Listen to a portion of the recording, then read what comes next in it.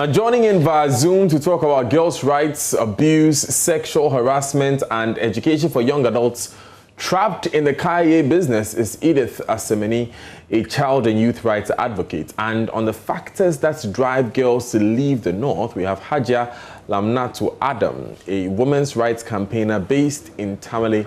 Ladies, welcome. Let me start with you, Edith. What are the dangers that girls like Valentina face when they live in the slums of Accra? Thank you, and a good day to all viewers. Girls like Valentina face a vast array of challenges, from physical to emotional to, you just name it. One of the major ones which we see in Justice's documentary is the bit about abuse and physical abuse. And it's the obvious, the fact that a lot of them carry loads that are way bigger than their necks, things that actually affect them physically. Then there's the bit of shelter and accommodation. So a lot of them do not have places to sleep, or maybe I should say decent places to sleep. So they end up, some sleep outside, some have to come together and contribute to sleeping, sharing a few kiosks here and there. And so the risks that are accompanied with them sleeping outside also include the issue of defilement or rape. It also includes the issue of health, because we know that the issue of malaria and those things that happen when you sleep outside. Then there are a lot of issues that are also related to sanitation, menstrual hygiene. There are so many things I could go on and on about. But the point is, generally, it is unsafe for girls and women. The entire phenomenon of moving from their communities to the big cities is usually unsafe, and they usually do not have decent places to sleep. And it is the reason why we really need to continue to talk about this and ensure that everybody comes on board to protect these girls and women. Now, Aja, tell us, these girls know they are going to live difficult lives when they leave the North, which is where most of them are from, but they still come. And we understand that it's because of the same economic challenges everyone complains about. Shed some more light on that for us. Yeah, so good morning and good morning to our viewers. It's like for those of us whose friends also travel abroad, they come with flashy cars, but usually they don't tell us how difficult it is.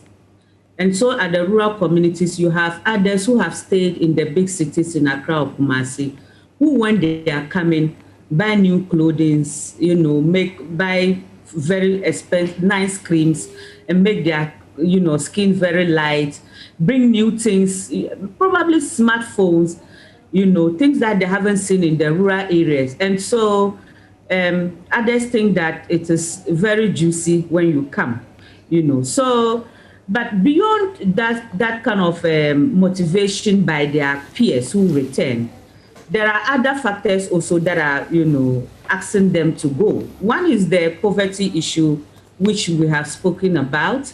And the other is also about the girls trying to, amass some assets, and get ready for marriage. Many times we go into marriage with a lot of things, clothing, a lot of bowls and silvers and things. And at the rural communities where parents are very poor, they may not be able to support their young girls in getting them ready. So the only thing is for them to ask them to go, to Kaya and then try and amass these things and come home. And some also will want to go just to get a skill, something that they'll come home and learn a skill with. Maybe the person wants to do some hairdressing, some tailoring, and will need a tailor or something. Beyond that also, parents want them to go and work so that they can bring income back home. So there are a whole lot of factors, and factors even, going beyond just the economic one to cultural issues. As we have in forced and exchange marriages, which can also force the girls to flee. So FGM, forced marriages are also issues that can let girls run away, from home to the cities. And I've also mentioned that sometimes also the infrastructure. For those of us working in rural communities, a number of times you see that the communities just have up to primary 6. And there's no JSS. So once she's done with primary 6, she's done with school. Because the parents do not have to support her to buy a bicycle or to go rent a place in a town for her to continue education. So she finally ends up in the bigger cities. So Edith, having understood exactly how dangerous it is, and we will come back to Edith, I understand we've lost her, but let me finish off with you, Haja. Having understood how dangerous it is and also what the drivers are, where does the solution begin, really? Well, for me, I think that we must look at the prevention. We must look at the inflow. What do we do around the inflow? Clearly, there is serious poverty in our rural communities. We've had serious gap when it comes to development within the urban and also the rural communities. If our urban cities, even within the northern regions, there are more opportunities within the northern regions, and there are more jobs and skills available for young people to learn. I don't think that they will want to run out. That is one. We also need to resource women, especially rural women, in the things that they do. We also need to fight against some of the systemic barriers that are, prohibiting women's progress. For example, we need to look at women's access to credit, other access to productive resources, and see how we can support women. Because when women are really supported, then they can come back to really look after their girls well. And then also we must work around our girls themselves. We must have programs that target girls. We must build their confidence, either in school or out of school. We've noticed that for girls in school, they have had the opportunity, they have had the platform to have safe spaces. But for girls out of school, it is lacking. And so probably we need to rethink of what we can do with girls who are not in school. Before we then come back to look at when they arrive in Accra, all of those associated violations as Edith has mentioned, before we look at that. Right. So I'm glad that we are sectioning the conversation. Haja, you've dealt with the challenges that we can tackle with before they choose to migrate. But there's still about 10,000, or there are still about 10,000 of these young people already here in the urban centers. So Edith, how do we begin tackling the issue of Kayaye from the perspective of those who are already in the urban centers? I think it starts from having to know who is here. And so it is important that we actually have an idea through a very comprehensive national database of who are the girls who have moved and who are the girls who are here. What sort of identification do we have? It starts from knowing the numbers to be able to work with them. What are their age?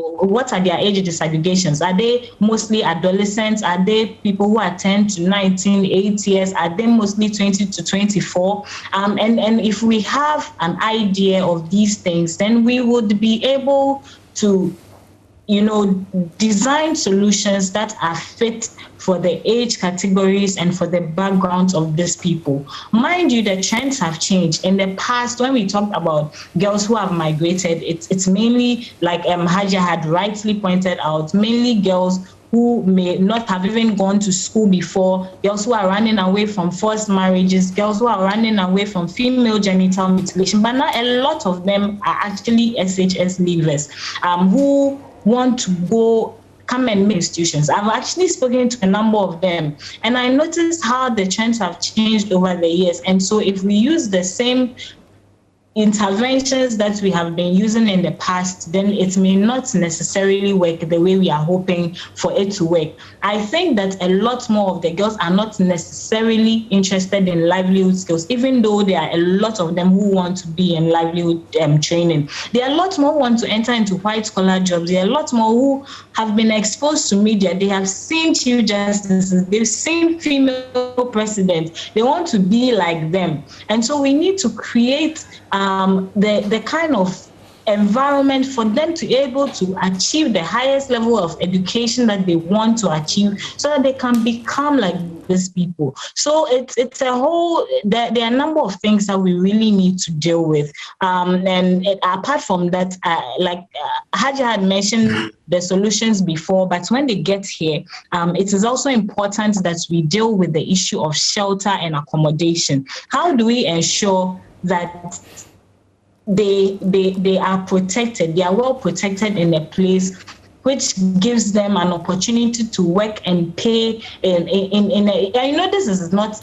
just the issues we talk about are national issues. It just tends to affect marginalized groups more. The issue of affordable accommodation, for instance, it's a general issue that affects a lot of Ghanaians. But because of the unique situation that Kaya are in, it tends to affect them, giving them opportunities to be able to have good shelters, prevent them from going in, getting into violent situations. And where there are issues of abuse and rape, we need to give them an opportunity to report. And when they report, the perpetrators of the violence must be dealt with. And we generally have a systemic issue in Ghana when it comes to that. So we really need to deal with national problems overall, and then we can tackle their issues very.